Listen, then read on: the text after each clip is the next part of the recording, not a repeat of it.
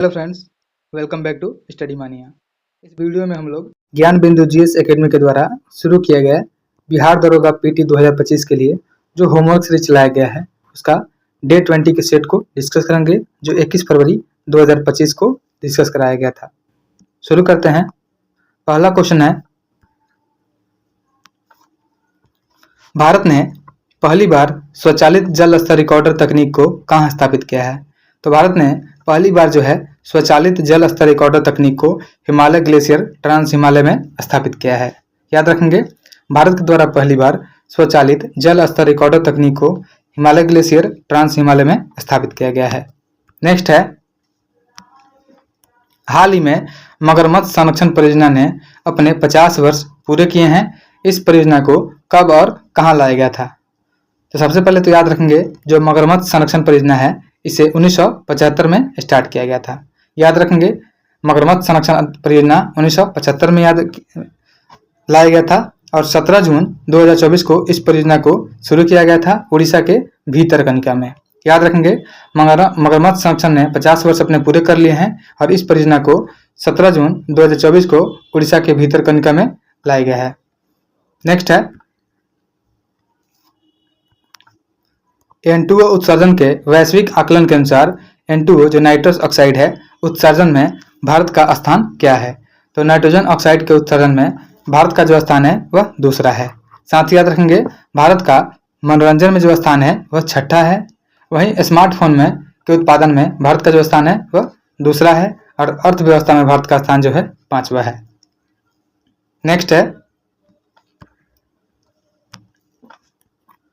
विश्व हाइड्रोजन शिखर सम्मेलन 2024 का आयोजन कहाँ किया गया है? तो विश्व हाइड्रोजन शिखर सम्मेलन 2024 का जो आयोजन किया गया है यह रॉटरडैम नीदरलैंड में किया गया है। याद रखेंगे, विश्व हाइड्रोजन शिखर सम्मेलन 2024 का आयोजन रॉटरडैम नीदरलैंड में किया गया है। नेक्स्ट है, भारत में हरित हाइड्रोजन मिशन की शुरुआत कब की गई और इसका लक्ष्य क्या रखा गया है?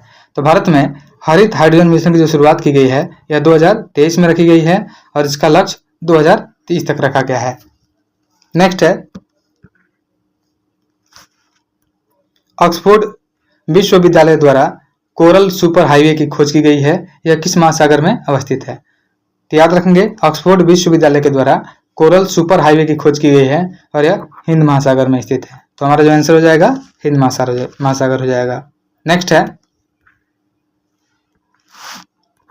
दुनिया की पहली मेलेनिस्टिक टाइगर सफारी भारत के किस राज्य में बनाने की घोषणा की गई है? तो दुनिया की जो पहली मेलेनिस्टिक टाइगर सफारी है वह भारत के उड़ीसा में बनाने की घोषणा की गई है। उड़ीसा के जो सिमलीपाल टाइगर रिजर्व है उसके अंदर दुनिया की पहली मेलेनिस्टिक टाइगर सफारी बनाने की घोषणा की गई है। याद रखेंगे। अगला क्वेश्चन है,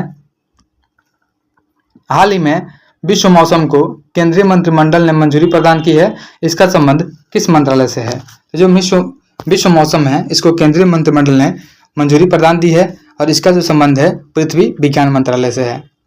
अगला क्वेश्चन है, कार्बन उत्सर्जन नेट शून्य हासिल करने का जो लक्ष्य है भारत सरकार का वह कब तक है? भारत सरकार के द्वारा 2070 तक कार्बन उत्सर्जन नेट जीरो करने का लक्ष्य रखा गया है। तो हमारा जो आंसर हो जाएगा 2070 हो जाएगा। साथ ही याद रखेंगे, रेलवे के द्वारा जो कार्बन मुक्त करने का लक्ष्य रखा गया है वह 2030 तक रखा गया है।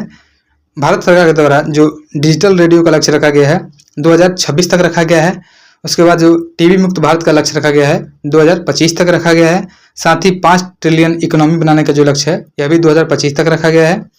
और मलेरिया मुक्त जो है उसका लक्ष्य 2030 तक है।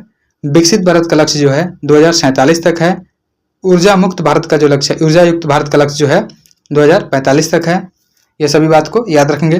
मुख्य रूप से जो टीबी है तो टीबी जो है 2025 तक लक्ष्य रखा गया है, टीबी मुक्त भारत। नेक्स्ट है, वैज्ञानिकों द्वारा हम्बोल्ट ग्लेशियर को बर्फीले मैदान यानी आइस फील्ड के रूप में पुनः वर्गीकृत किया गया है। यह कहाँ अवस्थित है? तो वैज्ञानिकों के द्वारा जो हम्बोल्ट ग्लेशियर को बर्फीले मैदान के रूप में पुनः वर्गीकृत किया गया है यह वेनेजुएला दक्षिण अमेरिका में स्थित है।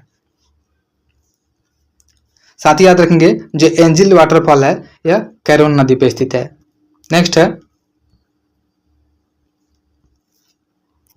हाल ही में अडानी ग्रीन लिमिटेड द्वारा किस राज्य में विश्व का सबसे बड़ा रिन्यूएबल एनर्जी पार्क बनाया जा रहा है? तो यह कच्छ गुजरात में बनाया जा रहा है। याद रखना है कि अडानी ग्रीन लिमिटेड के द्वारा गुजरात के कच्छ में विश्व का सबसे बड़ा रिन्यूएबल एनर्जी पार्क बनाया जा रहा है। साथ ही याद रखेंगे जो खिलौना पार्क है, तो खिलौना पार्क गांधीनगर में है। विश्व का सबसे बड़ा सोलर पार्क जो है यह राजस्थान में है, और सबसे बड़ा जनजातीय पार्क जो हो जाएगा यह रांची में हो जाएगा।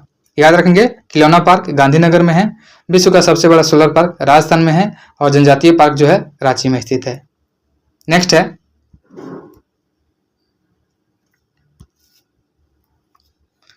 एनपीएस वात्सल्य योजना कब शुरू की गई? तो एनपीएस वात्सल्य योजना जो है इसे 2024 में शुरू की गई, और यह एक बाल योजना है। नेक्स्ट है सूर्य हमारी पृथ्वी पर किन दो काल्पनिक रेखाओं के मध्य वर्ष भर चमकता है? तो सूर्य जो है हमारी पृथ्वी पर कर्क और मध्य रेखा के बीच में वर्ष भर चमकता है। तो हमारा आंसर जो हो जाएगा कर्क और मकर रेखा हो जाएगा। अगला है भारत का प्रथम परमाणु रिएक्टर कौन सा है और इसे कब स्थापित किया गया था? तो याद रखेंगे भारत का जो पहला परमाणु रिएक्टर है यह है अप्सरा, जिसे 1956 में स्थापित किया गया था। नेक्स्ट है गौतम बुद्ध ने अपने संवादों में किस भाषा का प्रयोग करते थे? तो गौतम बुद्ध जो है अपने संवादों में पाली भाषा का प्रयोग करते थे, क्योंकि उस टाइम आम जनता की जो भाषा थी वह पाली भाषा थी, इसलिए गौतम बुद्ध ने अपने संवादों में पाली भाषा का प्रयोग किया था। नेक्स्ट है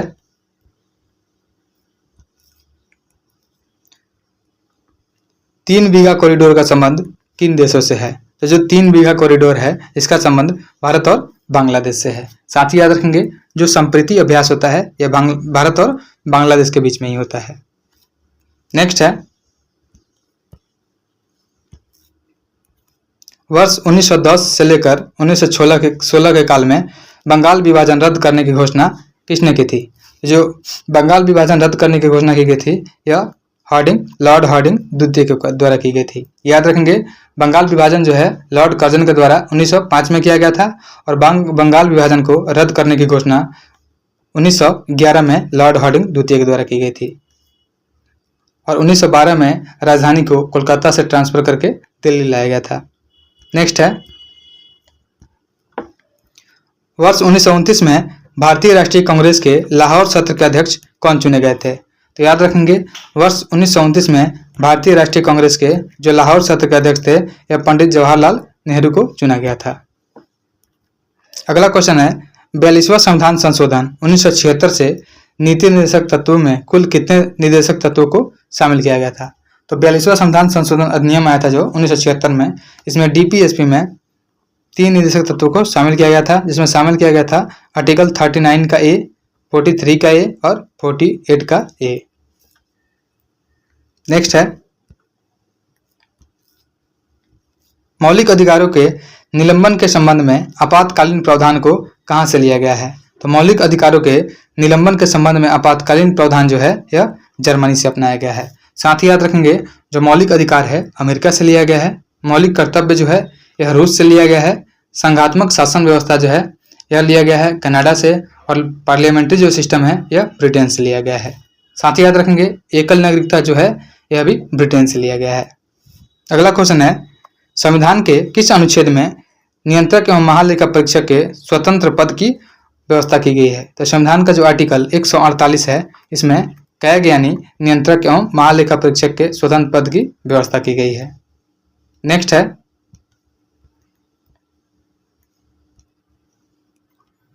सर क्रीक विवाद किन 2 देशों के मध्य है? तो सर क्रीक विवाद जो है यह भारत और पाकिस्तान के बीच स्थित है, विवादित है। मतलब जो सर क्रीक है यह गुजरात में स्थित है, जो पाकिस्तान और भारत के बीच में विवादित है। वैसे ही जो जम्मू कश्मीर में है एक सक्साम घाटी, वह भी भारत और पाकिस्तान के बीच में विवादित है। याद रखेंगे सक्साम घाटी जो है यह भारत और पाकिस्तान के बीच में विवादित है, और सर क्रीक जो है यह भी भारत और पाकिस्तान के बीच में विवादित है। अगला क्वेश्चन है विश्व जलवायु परिवर्तन प्रदर्शन सूचकांक किस संस्था द्वारा जारी किया जाता है? तो जो विश्व जलवायु परिवर्तन प्रदर्शन सूचकांक जो है यह जर्मन वाच के द्वारा जारी किया जाता है, और इसमें भारत का जो स्थान है विश्व जलवायु परिवर्तन में 10वां है। याद रखेंगे, विश्व जलवायु परिवर्तन सूचकांक में भारत का स्थान 10वां है। नेक्स्ट है किलायू और मौना लोवा ज्वालामुखी कहाँ अवस्थित है? तो किलायू और मौना लोवा जो ज्वालामुखी है यह हवाई द्वीप पर स्थित है जो कि अमेरिका का है। अगला है गुजरात में कच्छ की खाड़ी के तट के पास स्थित एक ज्वारीय बंदरगाह कौन सा है? तो गुजरात में कच्छ की खाड़ी के पास तट के पास जो स्थित है एक ज्वारीय बंदरगाह, उसका नाम है कांडला बंदरगाह। नेक्स्ट है द्रौपदी मुर्मू देश की पहली महिला आदिवासी राष्ट्रपति है। ये किस आदिवासी जनजाति क्षेत्र से आती हैं? तो द्रौपदी मुर्मू जो है यह देश की पहली आदिवासी महिला राष्ट्रपति हैं और यह संथाल जनजाति से बिलोंग करती हैं। तो याद रखेंगे, द्रौपदी मुर्मू जो है यह संथाल जाति की हैं। नेक्स्ट है भारत के संविधान की उद्देशिका को संविधान की आत्मा और हृदय की संज्ञा किसने दिया है? तो भारत के संविधान की उद्देशिका को संविधान की आत्मा और हृदय की संज्ञा है यह जवाहरलाल नेहरू के द्वारा दिया गया है। नेक्स्ट है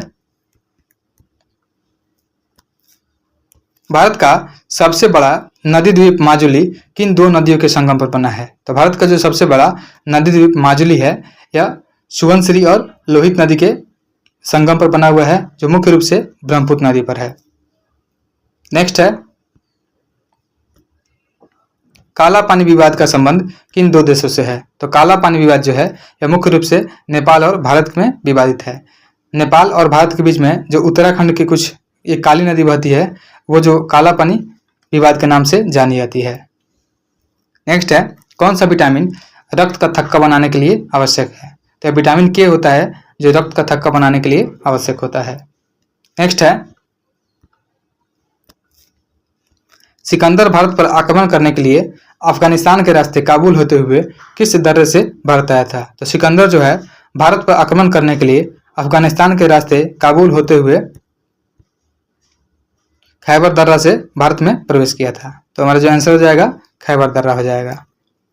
नेक्स्ट है हिंदुस्तान रिपब्लिकन एसोसिएशन की स्थापना कब और किसके द्वारा की गई थी? तो हिंदुस्तान रिपब्लिकन एसोसिएशन की जो स्थापना है 1924 में सचिंद्रनाथ सान्याल के द्वारा की गई थी। याद रखेंगे, हिंदुस्तान रिपब्लिकन एसोसिएशन की जो स्थापना है 1924 में सचिंद्रनाथ सान्याल के द्वारा की गई थी। नेक्स्ट है मौन घाटी भारत के किस राज्य में अवस्थित है? मौन घाटी जो है यह केरल में स्थित है जिसको हम लोग शांत घाटी बोलते हैं। साथ ही याद रखेंगे जो फूलों की घाटी है तो फूलों की घाटी जो है यह उत्तराखंड में स्थित है। याद रखना है, फूलों की घाटी जो है यह उत्तराखंड में स्थित है। नेक्स्ट है भारत के समुद्र तटीय मैदानों में जो दीघा तट है भारत के राज्य में अवस्थित है। तो भारत के समुद्र तटीय मैदानों में जो दीघा तट है यह पश्चिम बंगाल में स्थित है। याद रखेंगे, दीघा तट जो है यह पश्चिम बंगाल में स्थित है। अगला क्वेश्चन है चंदावर का युद्ध कब और किन के बीच में हुआ था? तो जो चंदावर का युद्ध हुआ था यह 1194 में मोहम्मद गोरी और जयचंद के बीच में हुआ था। याद रखेंगे, चंदावर का जो युद्ध हुआ था मोहम्मद गोरी और जयचंद के बीच में 1194 ईस्वी में हुआ था। अगला क्वेश्चन है भारत का नवीनतम और सबसे बड़ा परमाणु बिजली संयंत्र कौन सा है? तो भारत का जो नवीनतम और सबसे बड़ा परमाणु बिजली संयंत्र है यह हो जाएगा कुडनकुलम परमाणु संयंत्र जो कि तमिलनाडु में स्थित है। याद रखेंगे, यह भारत का सबसे नया और सबसे बड़ा परमाणु बिजली घर है जो कुडनकुलम तमिलनाडु में स्थित है। और जो सबसे पहला है यह तारापुर है। तो तारापुर जो है महाराष्ट्र में है। महाराष्ट्र में तारापुर और जैतपुर है। उसके बाद कैगा जो है कर्नाटक में है। नरोरा जो है उत्तर प्रदेश में है। याद रखेंगे, ये सभी न्यूक्लियर पावर प्लांट है। नेक्स्ट है किस लौह अयस्क का उपयोग विद्युत उद्योगों में विशेष रूप से होता है? तो ये होता है मैग्नेटाइट। जो मैग्नेटाइट होता है इसका उपयोग विद्युत उद्योगों में विशेष रूप से किया जाता है। अगला क्वेश्चन है एल्युमिनियम धातु का सर्वाधिक निष्कर्षण किस अयस्क से किया जाता है? तो एल्युमिनियम का सबसे ज्यादा निष्कर्षण जो होता है यह बॉक्साइट से होता है। नेक्स्ट है निम्नलिखित में कौन सा ऊर्जा के परंपरागत स्रोत हैं? तो ऊर्जा का परंपरागत स्रोत हो जाएंगे या पेट्रोलियम हो जाएगा, जल विद्युत हो जाएगा, उसके बाद प्राकृतिक गैस हो जाएगा। याद रखेंगे, यह सभी परंपरागत स्रोत के उदाहरण हैं। नेक्स्ट है कौन सा सर्वोत्तम गुण वाला कठोर कोयला है? तो यह हो जाएगा एंथ्रेसाइट। जो एंथ्रेसाइट होता है यह सर्वोत्तम गुण वाला कठोर कोयला होता है।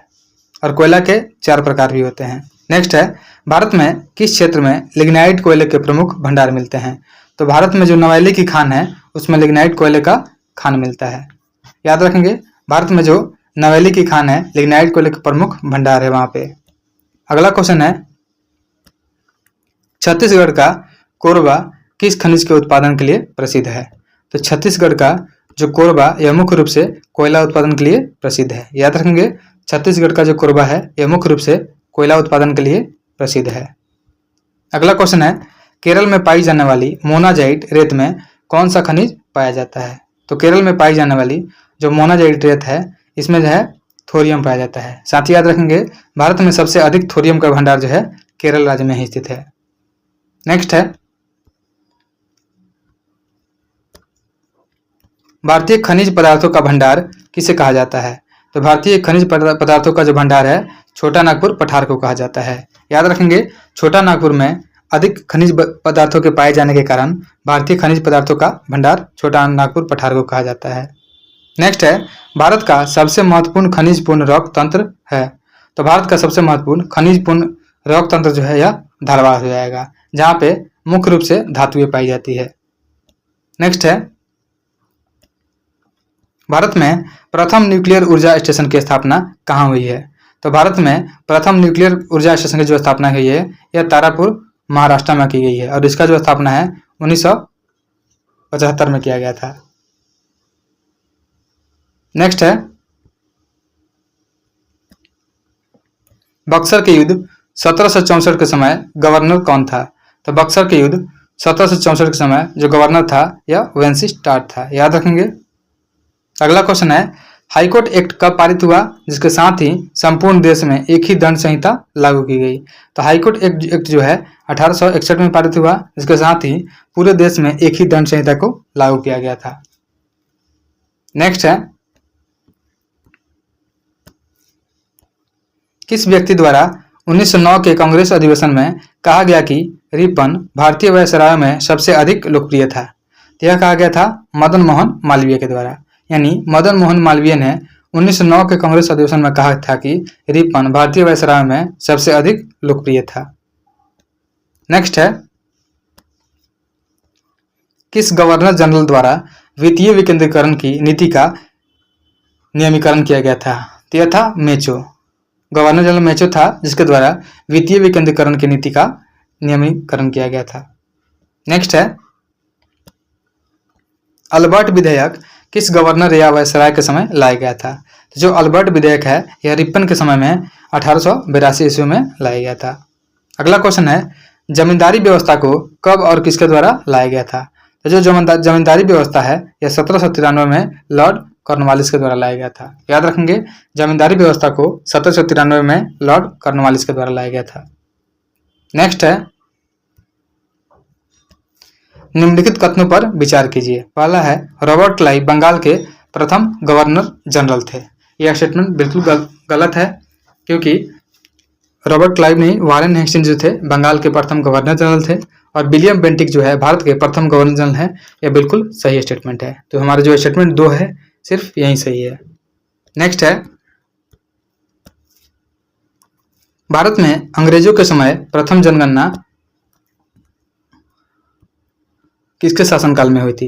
भारत में अंग्रेजों के समय में जो सबसे प्रथम जनगणना हुई थी वह लॉर्ड मेयो के काल में हुई थी। याद रखेंगे, 1872 में प्रथम जनगणना हुई थी। अगला क्वेश्चन है, भारत में स्थानीय स्वायत्त शासन को किसने प्रोत्साहित किया था? तो भारत में स्थानीय स्वायत्त शासन को लॉर्ड रिपन के द्वारा 1882 में प्रोत्साहित किया गया था। नेक्स्ट है, किस गवर्नर जनरल ने भारत में दास प्रथा को समाप्त किया था? तो दास प्रथा का समाप्त करने वाले यह एलनबरो थे। याद रखेंगे, भारत में दास प्रथा को समाप्त किया गया था लॉर्ड एलनबरो के द्वारा। नेक्स्ट है, कोलकाता में एशियाटिक सोसाइटी की स्थापना के समय बंगाल का गवर्नर जनरल कौन था? तो कोलकाता में एशियाटिक सोसाइटी ऑफ बंगाल की स्थापना की गई थी। यह 1784 में की गई थी विलियम जोन्स के द्वारा। उस समय जो गवर्नर जनरल था वारेन हेस्टिंग्स था। नेक्स्ट है, कर्नाटक राज्य में स्थित बाबा बुदन की पहाड़ियां निम्नलिखित में से किस खनिज के उत्खनन के लिए प्रसिद्ध है? तो बाबा बुदन की पहाड़ी जो है यह लौह अयस्क के लिए प्रसिद्ध है। साथ ही याद रखेंगे जो बाबा बुदन की पहाड़ी है वहां पे कॉफी का भी उत्पादन किया जाता है। अगला क्वेश्चन है, कोयले की खानों के लिए प्रसिद्ध क्षेत्र जो कोरबा है किस राज्य में है? तो कोयले की खानों के लिए जो प्रसिद्ध क्षेत्र है कोरबा खनन क्षेत्र यह छत्तीसगढ़ में स्थित है। नेक्स्ट है, बैलाडीला खान से खनन किए जाने वाले लौह अयस्क को निम्नलिखित में से किस बंदरगाह से निर्यात किया जाता है? तो बैलाडीला खान से खनन किए जाने वाले जो लौह अयस्क हैं इनको विशाखापट्टनम बंदरगाह से निर्यात किया जाता है। याद रखेंगे बैलाडीला खान से जो खनन किए जाने वाले लौह अयस्क हैं इनको विशाखापट्टनम के बंदरगाह से निर्यात किया जाता है। अगला क्वेश्चन है, भारत के किस राज्य में देश का सबसे बड़ा तटवर्ती प्राकृतिक गैस भंडार है? तो भारत के असम में जो है देश का सबसे बड़ा तटवर्ती गैस भंडार है और यह रिपोर्ट 2024 में बताया गया है और 2022 की रिपोर्ट के अनुसार जो था यह गुजरात में था। नेक्स्ट है, भारत का कौन सा राज्य देश में टीन अयस्क का एकमात्र उत्पादक है? तो यह हो जाएगा छत्तीसगढ़ का बस्तर का पठार जो देश में टीन अयस्क का एकमात्र उत्पादक है। नेक्स्ट है, भारतीय संविधान के किस संशोधन ने मौलिक कर्तव्यों की सूची का दावा किया है? तो भारतीय संविधान का जो 42वां संविधान संशोधन है इसने मौलिक कर्तव्यों की सूची का दावा किया है। साथ ही याद रखेंगे जो मौलिक कर्तव्यों को जोड़ा गया था यह स्वर्ण सिंह समिति के अनुशंसा पर जोड़ा गया था। नेक्स्ट है, भारत की संप्रभुता, एकता और अखंडता की रक्षा और उसे अक्षुण्ण रखना किसके तहत उल्लिखित प्रावधान है? तो यह मौलिक कर्तव्य में लिखा गया है कि भारत की संप्रभुता, एकता और अखंडता की रक्षा और उसे अक्षुण्ण रखना यह सम्मिलित है। नेक्स्ट है, निम्नलिखित में से कौन सा एक मौलिक कर्तव्य नहीं है? स्टेटमेंट देखते हैं, राष्ट्रीय महत्व के स्मारकों और स्थानों की रक्षा करना यह हमारा मौलिक कर्तव्य है। अगला है, प्राकृतिक वातावरण की रक्षा और संवर्धन करना यह भी हमारा मौलिक कर्तव्य है। सार्वजनिक संपत्ति की सुरक्षा करना यह भी मौलिक कर्तव्य है और राष्ट्रगान का सम्मान करना यह भी मौलिक कर्तव्य है। नेक्स्ट है,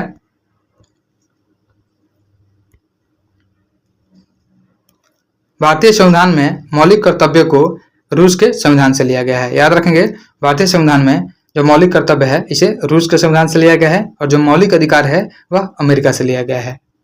नेक्स्ट है,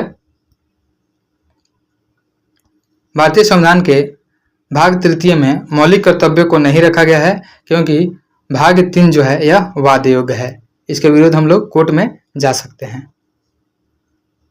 नेक्स्ट है, भारत के किस प्रधानमंत्री के नेतृत्व में भारत के संविधान के मौलिक कर्तव्य को जोड़ा गया था? तो यह थी इंदिरा गांधी जिनके नेतृत्व में भारत के संविधान में मौलिक कर्तव्य को जोड़ा गया था। नेक्स्ट है, निम्नलिखित में से किस कर्तव्य में प्रावधान है कि भारतीय राष्ट्रीय ध्वज और भारतीय राष्ट्रीय गान के प्रति सम्मान हर भारतीय का नागरिक कर्तव्य है? तो यह फंडामेंटल राइट जो है उसके पहले लाइन में लिखा गया है कि भारतीय राष्ट्रीय ध्वज और भारतीय राष्ट्रीय गान के प्रति सम्मान जो है भारतीय नागरिक का कर्तव्य होगा, यानी यह पहला फंडामेंटल राइट में लिखा गया है। नेक्स्ट है, भारतीय संविधान के निम्नलिखित में से किस अनुच्छेद में मौलिक कर्तव्यों से संबंधित प्रावधान दिए गए हैं? याद रखेंगे भारतीय संविधान का जो भाग 4 का क है यानी आर्टिकल जो है 51 का क, इसमें मौलिक कर्तव्यों से संबंधित प्रावधान को शामिल किया गया है। नेक्स्ट है,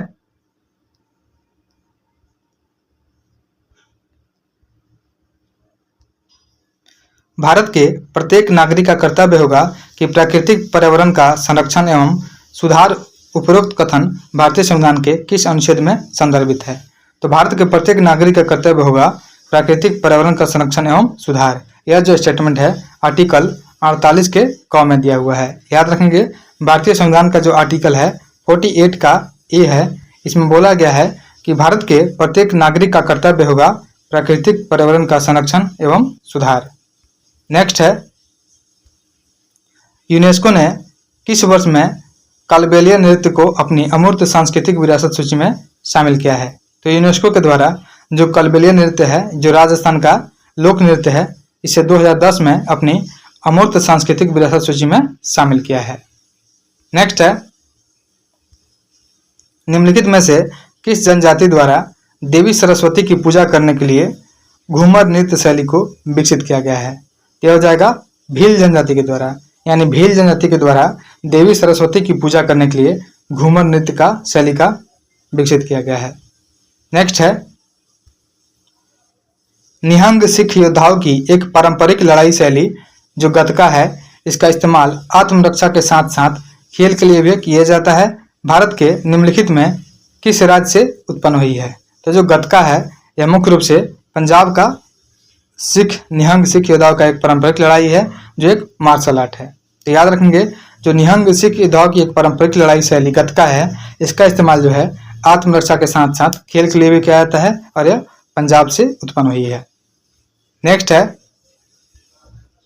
निम्न में किस लोक नृत्य के साथ भारत ने वर्ष 2015 में गिनीज विश्व रिकॉर्ड पुस्तक के नाम से दर्ज किया गया था?